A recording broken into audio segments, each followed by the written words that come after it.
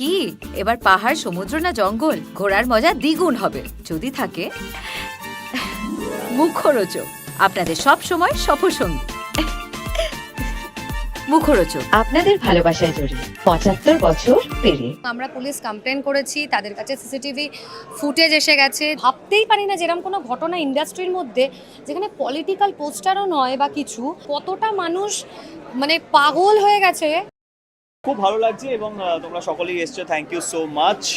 এই ছবিটার যতক্ষণ প্রমোট করেছিলাম ততক্ষণ মানুষের প্রচুর ভালো প্রতিক্রিয়া পেয়েছি। মানুষ অ্যাকচুয়ালি ট্রেলার, টিজার, গান সুপারহিট হয়েছে, সবগুলোই মানুষ পছন্দ করছে। বাট আলটিমেট ফিল্মটা অবশ্যই কথা বলবে। Let's hope for the best.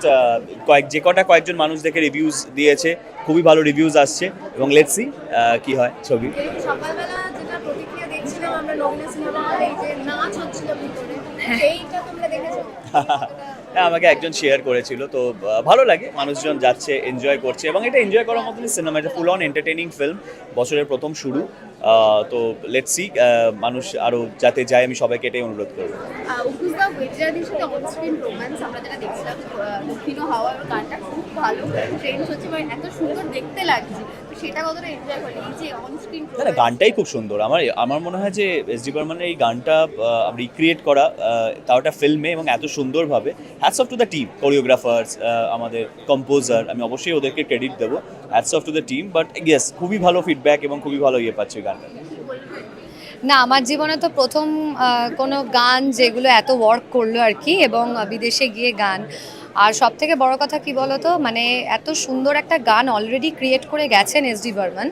তো সেখান থেকে আমরা খুব টেনশনে ছিলাম যে আমরা পারবো তো কোথাও না কোথাও আমরা খুব চেষ্টা করেছি, কতটা পেরেছি জানি না, কিন্তু আমরা চেষ্টা করেছি। ওনার গানটা আমাদেরকে আরেকটা এক্সট্রা মাত্রায় তুলে দিয়েছেন।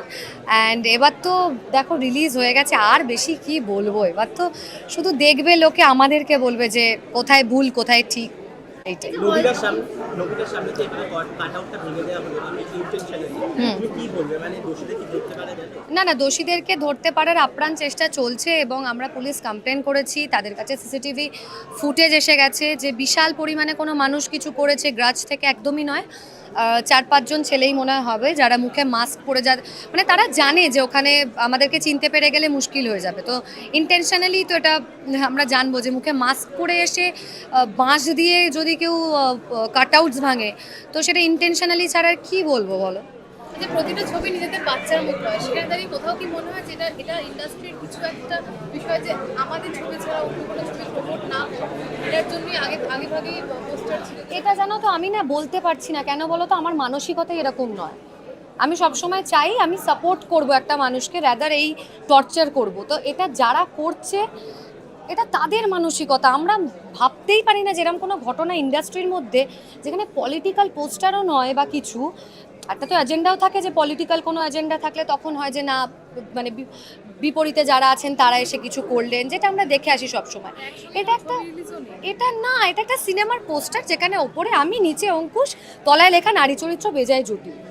তো এটা কেন করা হলো, মানে কতটা মানুষ মানে পাগল হয়ে গেছে যে এরকম ধরনের কাণ্ড করতে পারে। আচ্ছা, মনে কি মনে হয়, ভয় নাকি রাগ, কি কারণ? No idea. এটা জানি না গো। থানায় যখন বলেছিলাম, তারাও বলেছিল একটা সিনেমার অবাক কাটআউট, হয়ে গেছে একটা সিনেমার কাটআউট কার কি ক্ষতি করতে পারে। মানে লোকে কি, মানে সিনেমা বন্ধ করলে তাও মানুষের ক্ষতি হতে পারে। হ্যাঁ, ওইটা হয়েছে, যেটা আমার অবশ্যই অনেক টাকা লেগেছিল, সেটা আমার ক্ষতি হয়েছে। একটা পাবলিসিটি, অত বড় 30 ফিটের কাটআউট একটা খুব বড় ইম্প্যাক্ট ফেলে একটা সিনেমা হলের বাইরে। 4 জন মানুষ যাবে, বলবে এই সিনেমাটা হ্যাঁ দেখতে হবে, চল তো গিয়ে, এটা হ্যামারিং হয়, সেটা একটা ক্ষতি অবশ্যই, মানিটারি লস তো বটেই। বাট একটা সিনেমা বন্ধ করে দেওয়া, তাও মনে হয় যে যখন কোনো আন্দোলন চলে, একটা সিনেমা বন্ধ করে দেওয়া হলো, কোনো এজেন্ডা বেসড ফিল্ম বন্ধ করে দেওয়া হলো, এটা 30 ফিটের কাটআউট কার কি ক্ষতি করছে আমি নিজেই বুঝতে পারিনি। থানা লোকেও খুব অবাক যেটা কেন করা হয়েছে, বাট অ্যাকচুয়ালি 3-4 জন মাস্ক পরে। এগুলো থেকে না ইন্সপায়ার্ড হওয়া উচিত। তার একটাই রিজন হচ্ছে, বিক্রমও একটা অনেক কষ্ট করে ওরা একটা খুব বড় পোস্টার লঞ্চ করেছিল আই থিঙ্ক পারিয়ার সময়। তো সেটা দেখে আমরা সবাই খুব খুশি হয়েছিলাম যে না, আমরা বাংলা থেকেও আমরা এগুলো করছি বা করতে পারি। ইন্সপিরেশন নাও, এরকম করো না, আমি এটাই বলতে চাই সবাইকে, ইন্সপায়ার্ড হও বা একে অপরকে সাপোর্ট করো।